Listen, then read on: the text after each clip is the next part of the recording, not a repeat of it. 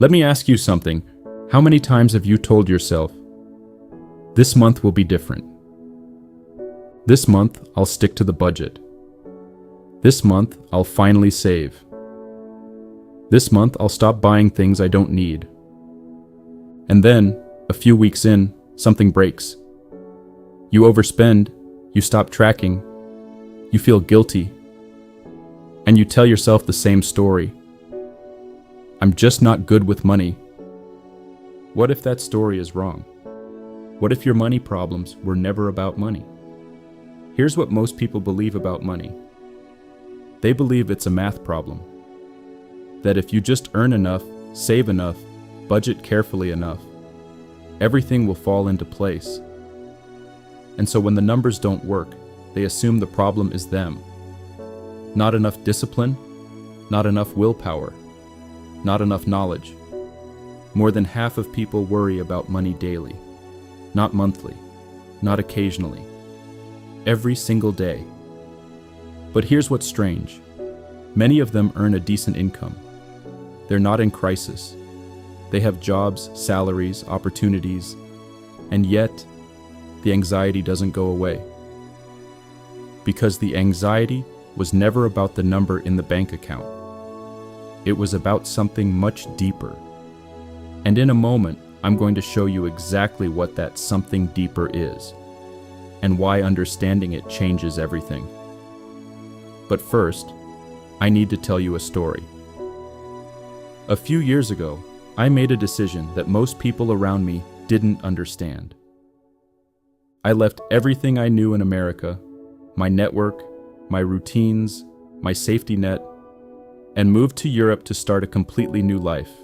I arrived with 2 suitcases and enough savings to last maybe a couple of months. No job waiting, no connections, no plan B. And in those first weeks, something happened that I didn't expect. Every single financial pattern I'd been carrying, patterns I didn't even know I had, came rushing to the surface. The fear of spending anything because what if I run out? The guilt every time I bought something that wasn't strictly necessary. The voice in my head saying, you can't afford to take risks. People like you don't get to build wealth, just survive. And I realized those weren't rational financial assessments. Those were beliefs. Old beliefs. Beliefs I'd absorbed growing up without ever questioning them. I grew up believing that saving meant sacrificing your lifestyle, that investing was something risky that could easily wipe you out, that the smartest thing you could do with money was hold on to it tightly and hope nothing went wrong. Those beliefs kept me cautious, sometimes anxious. And occasionally, they made me impulsive. Because when you live under that kind of pressure, sometimes you just need to release it. You buy something you don't need, not because you want it, but because the act of spending provides a moment of relief. That cycle, fear, control, release, guilt, has a name, and understanding it is the key to breaking it. Morgan Housel wrote something in The Psychology of Money that stopped me the first time I read it. He said, nobody is crazy. People make financial decisions based on their own lived experiences, and those decisions make perfect sense to them, even when they look irrational to everyone else. Think about that. Your financial behavior isn't random. It's not a character flaw. It's a pattern, shaped by everything you've seen, felt, and absorbed about money since childhood. I call this your financial shadow. It's the collection of unexamined beliefs about money that runs in the background, like an operating system you never installed, but can't seem to uninstall. Your shadow might tell you that wanting money makes you greedy, that spending on yourself is selfish, that rich people got lucky or did something wrong, that you don't deserve financial peace. And the thing is, you might not even hear these beliefs anymore. They've been running for so long, they just feel like you.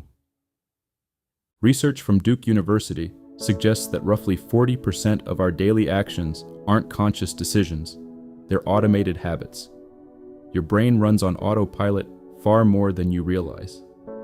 And when it comes to money, That autopilot is being steered by your shadow, by beliefs you absorbed at 8, 12, 15 years old.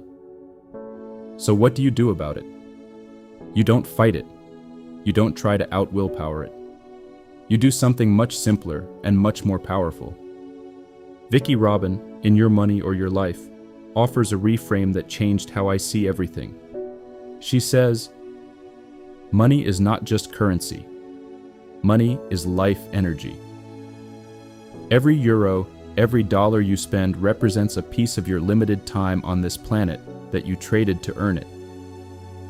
When you start seeing money that way, not as numbers in an app, but as hours of your life, the question stops being, can I afford this?